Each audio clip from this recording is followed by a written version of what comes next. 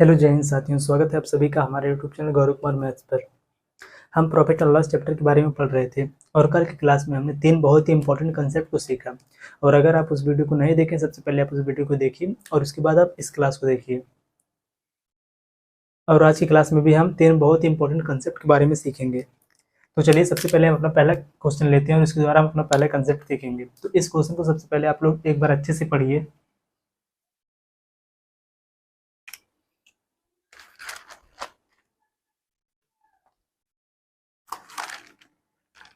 और आज जो हमारे साथ नए स्टूडेंट जुड़े हुए हमारे चैनल को सब्सक्राइब कर ले, जिससे आप लोगों को आने वाली वीडियो को नोटिफिकेशन मिलती रहेगी। तो सबसे पहले इस क्वेश्चन को आप पढ़िए। क्वेश्चन दिया है कि किसी वस्तु को इसके वास्तविक विक्रय मूल्य के 18/25 मूल्य पर बेचने पर 19% की हानि होती है, तो उसे इसके वास्तविक विक्रय मूल्य पर बेचने पर कितने परसेंट का लाभ होगा। देखो क्वेश्चन में दिया है कि किसी वस्तु का जो वास्तविक विक्रय मूल्य है उसके 18/25 मूल्य पर बेचने पर, उसी वस्तु का 18/25 मूल्य पर बेचने पर उसे 19% की हानि होती है। देखो यहाँ पर क्वेश्चन दिया है कि किसी वस्तु का जो वास्तविक विक्रय मूल्य है उसका 18/25 मूल्य पर बेचने पर उसे 19% की हानि होती है।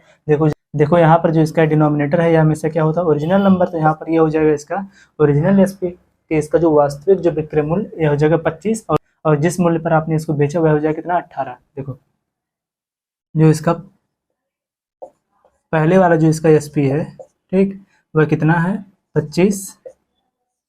और अब जो आपने बेचा, देखो अब जिस मूल्य पर आपने इसको बेचा वह कितना है, 18।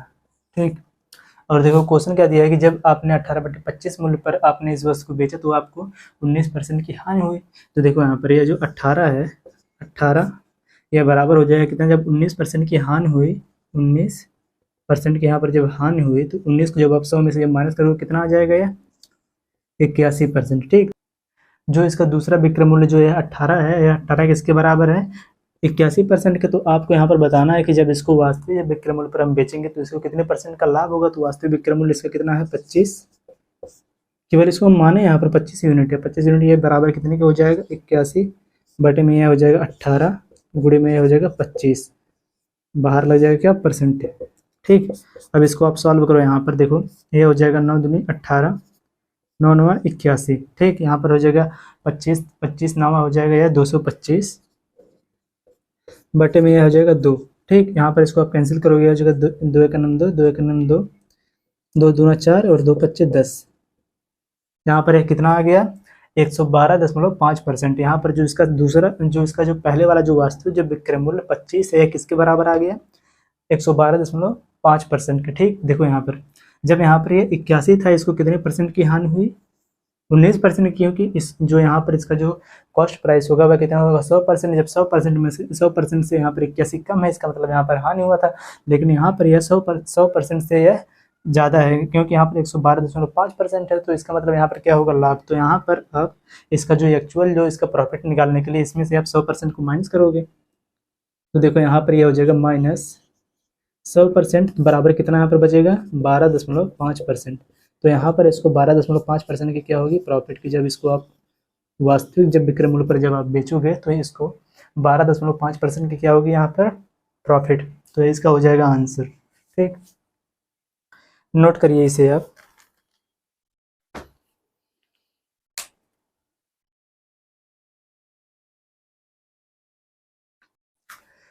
चलिए अपना अगला कंसेप्ट सीखते हैं।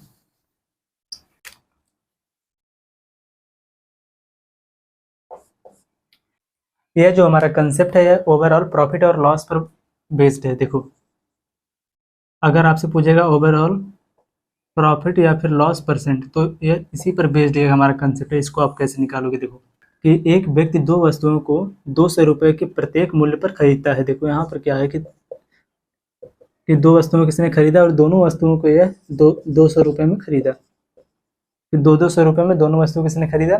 और यहाँ पर देखो यह क्या कर रहा है कि यहाँ पर जो पहली वस्तु है, पहली वस्तु को यह 20% प्रॉफिट पर, ठीक, बेचा, और जो दूसरी वस्तु है और दूसरी वस्तु को इसने 10% लॉस पर इसने बेचा, 10% की हानि पर, यहाँ पर इसको 20% के लाभ पर इसको बेचा। ठीक, और जब उस व्यक्ति ने 20% के लाभ पर पहली वाली वस्तु को बेचा तो यहाँ पर इसको कितने रुपए का लाभ हुआ। देखो जब 20% हम 200 का निकालेंगे तो कितना आ जाएगा। देखो 200 गुणे में यहाँ पर 20 बटे में ये हो जाएगा 100, 0 से 0 कैंसिल, यहाँ पर कितना आ जाएगा 40। ठीक, इसको यहाँ पर कितना 40 रुपये का यहाँ पर प्रॉफिट हुआ।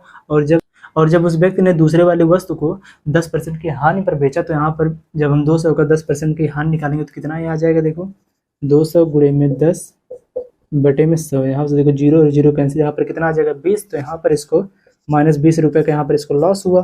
ठीक, समझो ध्यान से, यहाँ पर इसको -20 रुपये का यहाँ पर इसको लॉस हुआ। और आपसे यहाँ पर पूछा है कि उस व्यक्ति को ओवरऑल कितने परसेंट का प्रॉफिट या फिर लॉस हुआ, कितने परसेंट का प्रॉफिट या फिर कितने परसेंट का लॉस हुआ। देखो यहाँ पर जब इसने पहले वाली वस्तु को 20% के लाभ पर बेचा तो इसको यहाँ पर 40 रुपये का लाभ हुआ। और जब इसने दूसरे वाली वस्तु को 10% की हानि पर बेचा तो इसको कितने रुपए का लॉस हुआ, 20 रुपये का। तो जब हम इन दोनों को जब हम ऐड करेंगे तभी तो हमको ओवरऑल इसका निकलेगा। यहाँ पर इसने 40 रुपये यहाँ पर लाभ कमाया और यहाँ पर 20 रुपये इसने लॉस किया। तो यहाँ पर जब इन दोनों को जब हम ऐड करेंगे, देखो जब इन दोनों को ऐड करेंगे तो 40 में से 20 माइनस हो जाएगा, कितना आ जाएगा यहाँ पर 20। कि यहाँ पर इसका ओवरऑल जो इसका प्रॉफिट आया है वह 20 रुपये। ठीक, क्योंकि यहाँ पर इसको प्रॉफिट ज़्यादा हो रहा है और लॉस इसको कम हो रहा है। तो यहाँ पर जब इन दोनों को जब हम ऐड करेंगे तो प्रॉफिट यहाँ पर ज़्यादा होगा क्योंकि ये पॉजिटिव में आएगा। तो यहाँ पर 20 रुपये का इसको क्या हुआ लाभ। लेकिन हमको यहाँ पर बताना क्या ओवरऑल प्रॉफिट परसेंट, यहाँ पर इसको हमको परसेंट में बताना। तो देखो यहाँ पर दिया, यहाँ पर हमको मिल गया कि इसको 20 रुपये का यहाँ पर लाभ हुआ। देखो 20 गुणे में ये हो जाएगा 100 और बटे में देखो अब यहाँ पर कि दोनों वस्तुओं को मिलाकर पहले वाली वस्तु का सीपी कितना है 200 रुपये और दूसरी वाली वस्तु का भी है सीपी 200 रुपये। तो यहाँ पर हमको बताना ओवरऑल की, इसका मतलब क्या दोनों को मिलाकर। तो यहाँ पर इसमें हम जब डिवाइड इसको करेंगे तो यहाँ पर दोनों का जो सीपी है इसको हम ऐड करके डिवाइड करेंगे। तो यहाँ पर 200 और 200 कितना हो जाएगा 400।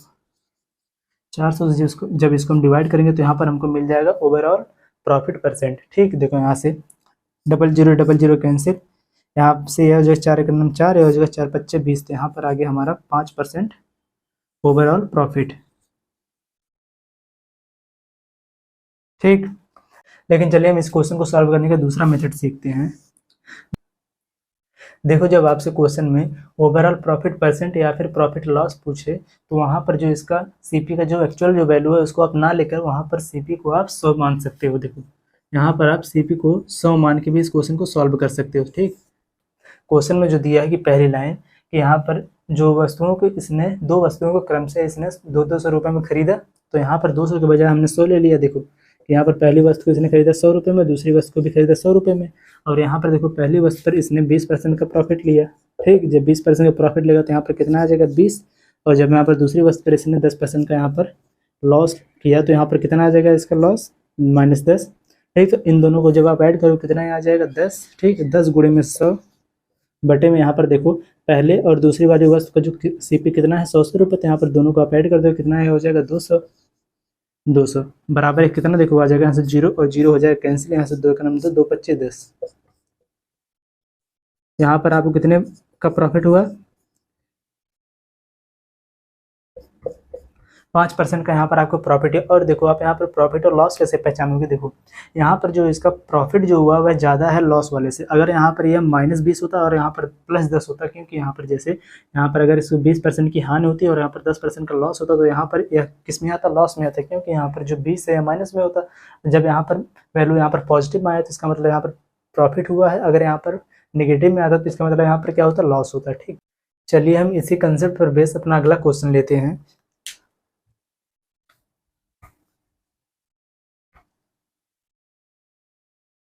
चलिए आप इस क्वेश्चन को अच्छे से एक बार पढ़िए।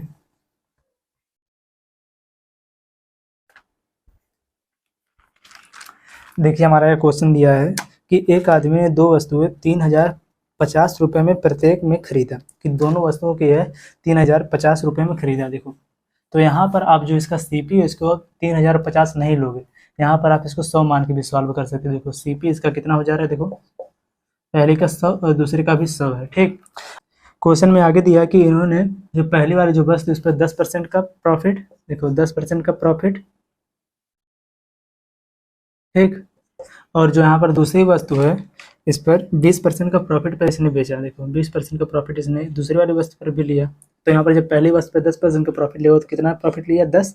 जब दूसरी वाली वस्तु पर इसने 20% का प्रॉफिट लिया, सीपी 100 है, 20% का प्रॉफिट होगा कितना यहाँ पर 20 आ जाएगा। देखो ओवरऑल हमको बताना है, इन दोनों को हम ऐड करेंगे कितना ये हो जाएगा 30।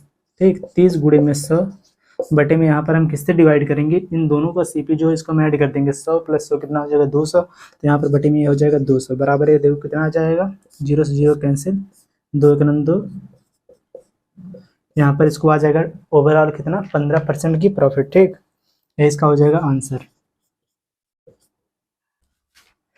यहाँ पर जो इसका सीपी जो दिया है कि 3050 रुपये, अगर आप इसको मान के इस क्वेश्चन को सॉल्व करोगे तब भी आंसर आएगा, लेकिन जो थोड़ा जो कैलकुलेशन है ज़्यादा हो जाएगा। लेकिन आप ऐसे क्वेश्चन को जब सॉल्व करोगे तो वहाँ पर आप इसको सीपी को हमेशा 100 ही मानोगे, जिससे आपका टाइम बहुत ज़्यादा बचेगा। चलिए हम अपना नेक्स्ट क्वेश्चन लेते हैं।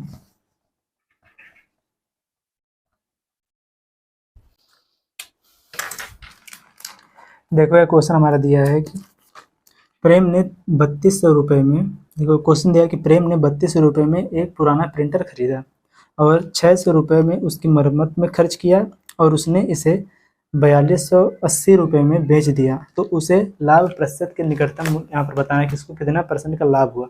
यहाँ इसका जो ऑप्शन दिया है इसके निकटतम कौन सा आंसर होगा, यही हमको बताना है। देखो क्वेश्चन दिया है कि प्रेम ने 3200 रुपये का एक प्रिंटर खरीदा, कितने का 3200 रुपये का इसने एक प्रिंटर खरीदा। प्रेम ने 3200 रुपये में एक पुराना प्रिंटर खरीदा और 600 रुपये में उसकी मरम्मत करवाया। 600 रुपये इसकी मरम्मत का खर्च आ गया, तो इन दोनों को जब आप ऐड करोगे कितना हो गया 3800 रुपये। ठीक, इसका टोटल कितना लगा यहाँ पर 3800 रुपये, तो इसका जो मेन जो सीपी कितना हो जाएगा 3800 रुपये। ठीक, और आगे देखो इस क्वेश्चन में बोला है कि उसने इसे 4280 रुपये में बेच दिया। देखो जो इसका एसपी है 4280 रुपये में इसने इसको बेच दिया, तो इसको कितने परसेंट का लाभ हुआ है इनको बताना। देखो जब इसका टोटल जो खर्च कितना हुआ था 3800 रुपये, तो इसमें से हम 3800 रुपये को जब माइनस करेंगे तो यहाँ पर हमको प्रॉफिट मिल जाएगा। 3800 को जब माइनस करोगे यहाँ पर आ जाएगा 80, यहाँ पर आ जाएगा कितना 4। देखो कि इसको यहाँ पर कितने का यहाँ पर प्रॉफिट हुआ 480 रुपये का। देखो तो अब इसको आप परसेंटेज में बदलते हैं, हो जाएगा 480 गुणे में 100 बटे में। देखो इसका जो सीपी कितना है टोटल, इस वाले सीपी से अपना ही करोगे, क्योंकि आपने यहाँ पर जो मरम्मत करवाने जो खर्च जो किया इसको भी आप इसमें ऐड किए हो, तो यहाँ पर इसका टोटल जो सीपी कितना है 3800 रुपये। तो यहाँ से आप 3800 रुपये से आप इसमें कर दोगे भाग, तो यहाँ पर आपका आ जाएगा प्रॉफिट परसेंट। देखो यहाँ से अब इसका 0000 कैंसिल, अब ये देखो कितना हो जाएगा 19 दूना 38, 2 दूना 4, 2 चौको 8। ठीक, अब आप यहाँ पर देखो इसको आप डिवाइड कर दो 19 से।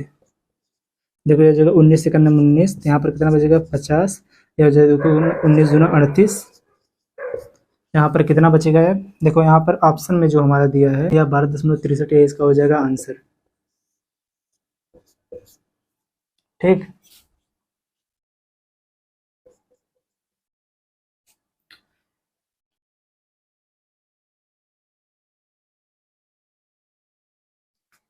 चलो अपना हम लास्ट क्वेश्चन लेते हैं, और सबसे पहले इस क्वेश्चन को करने से पहले हम एक कंसेप्ट सीखेंगे।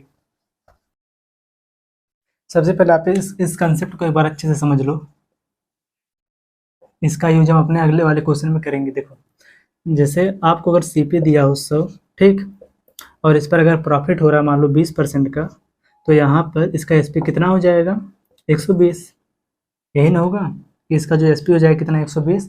लेकिन अगर आपसे यहाँ पर इसका जो सीपी है, इसके सीपी को अगर 10% बढ़ा दिया जाए, इसको सीपी को केवल 10% बढ़ा दिया जाए, देखो प्लस 10% अगर कर दिया जाए, तो यहाँ पर इसका सीपी कितना हो जाएगा ये 110, यही ना होगा। जब इसको हमने 10% बढ़ा दिया तो यहाँ पर इसका सीपी कितना हो गया 110, लेकिन जो इसका जो विक्रय मूल्य जो इसका एसपी है सेलिंग प्राइस, यह सेम वही रहे, इसमें कोई परिवर्तन ना हो। देखो यहाँ पर इसके हमने जो सीपी है, इसका जो क्रय मूल्य है, इसमें हमने 10% की वृद्धि कर दिया, लेकिन जो इसका सीपी है वह सेम वही रहे, कि इसका जो विक्रय मूल्य सेम वही रहे, तो इसका जो प्रॉफिट परसेंट है इसमें कितने परसेंट का डिफरेंस होगा। और यहाँ पर आपसे अगर क्वेश्चन कर दे कि जो इसका यह प्रॉफिट परसेंट है कि यहाँ पर इसको 20% का, सबसे पहले इसको कितना 20% का जो प्रॉफिट हुआ था, इसमें कितने परसेंट का परिवर्तन हो जाएगा। ठीक है, यही आपको यहाँ पर बताना है। देखो यहाँ पर हम इन दोनों को लेंगे हम क्या डिफरेंस, तो यहाँ पर देखो 110 और 120 का जब हम डिफरेंस लेंगे कितना यहाँ पर आ जाएगा 10। अब 10 को हम बदलेंगे, देखो यहाँ पर क्या परसेंटेज में, क्योंकि यहाँ इसको यहाँ पर 10% का केवल यहाँ पर प्रॉफिट हुआ, तो 10 गुणे में यहाँ पर यह हो जाएगा देखो 100 बटे में कितना हो जाएगा 110, क्योंकि यह वाला सीपी लगेगा ना, बटे में सीपी ही आता है, सीपी। तो यहाँ पर कितना आ जाएगा, देखो 0 से 0 यहाँ पर कैंसिल, यहाँ पर आ गया इस 100/11% के इसको यहाँ पर प्रॉफिट हुआ। यहाँ पर इसको 100/11% का यहाँ पर इसको प्रॉफिट हुआ। लेकिन जो इसको यह प्रॉफिट हुआ, यह जो पहले वाला जो सीपी था, इसको जब हमने 10% बढ़ा दिया तो इसको इतना प्रॉफिट मिला कि इसको 110 पर यहाँ पर 100/11% का प्रॉफिट मिला। अब आपको यहाँ पर बताना है कि इसके जो प्रॉफिट था पहले, उसमें कितने परसेंट का अंतर हो गया। तो पहले कितना था 20, अब कितना है 100/11। तो इन दोनों को हम माइनस कर देंगे, 20 में से हम माइनस करेंगे 100/11। देखो यहाँ पर यह हो जाएगा, इसमें जो डिफरेंस जो इसका आएगा, परिवर्तन जो आएगा वह 20 माइनस 100/11। प्रॉफिट में कितने परसेंट का परिवर्तन हुआ, 10 से ये 10/11% का यहाँ पर परिवर्तन हुआ। ठीक, तो इसी का हम यूज करेंगे अपने अगले वाले क्वेश्चन में।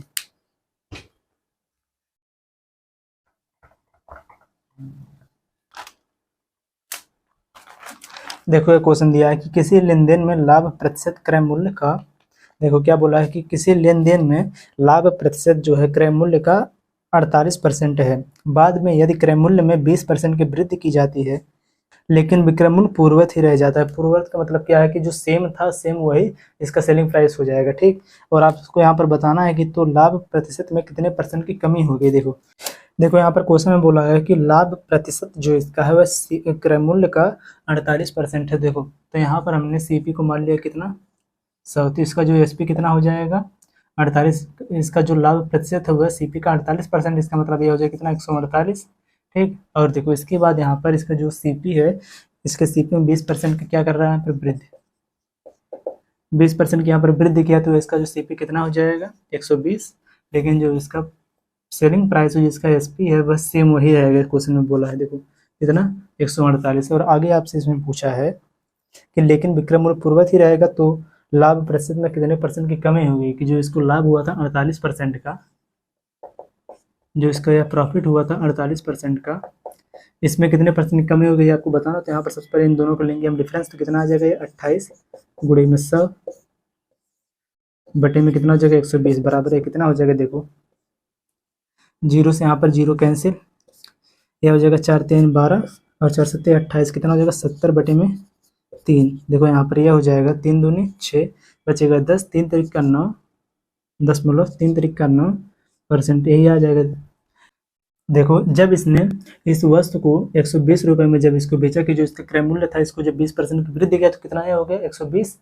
और जब इसने 120 पर जब इस वस्तु को बेचा तो इसको कितने परसेंट का प्रॉफिट हुआ 23.3% का। तो यहाँ पर आपसे क्या पूछा है कि इसके लाभ में कितने परसेंट का परिवर्तन हो गया। तो यहाँ पर इसका पहले लाभ कितना था 48, देखो पहले इसको लाभ कितने का हुआ था 48% का, अब इसको लाभ कितने का हुआ 23.3 का। तो यहाँ पर इसको जब माइनस करो कितना आ जाएगा, देखो यहाँ पर ये हो जाएगा 7 दशमलव, यहाँ पर बचेगा 7, तो यहाँ पर ये हो जाएगा 4 और यहाँ पर ये हो जाएगा 2।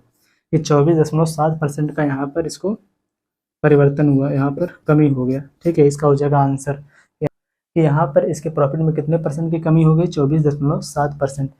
ठीक, तो यहाँ पर हमारा ऑप्शन हो जाएगा, देखो जो हमारा ऑप्शन दिया है डी, नहीं देखो जो हमारा ऑप्शन दिया है इसमें दिया है कि 24.67% की यहाँ पर क्या हो गई है कमी, यही हमारा हो जाएगा आंसर। ठीक, अप्रॉक्सीमेट यह भी सही है।